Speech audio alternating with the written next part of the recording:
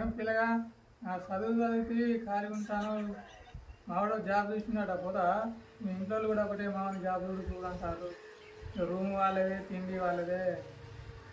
పోతావా ఓ పిల్లగా? ఏ నాలుగు చూడా రాయ్ విజయ్, ఎందుకురా నీకు 4 ముచ్చేవారం ఇష్టం పట్టుకుని పని చూస్తున్నా పోతావా? నిమ్మకుని ఎత్ತರ అంటున్నాడు వాడు. దునపల్లి మీద వర్షం పడితే వాడు అట్లా వారికి చూసేది నవలపాలు ఎత్తాడు.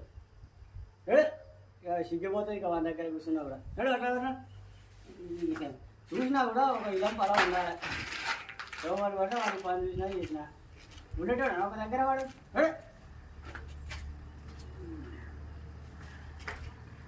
ఇంకే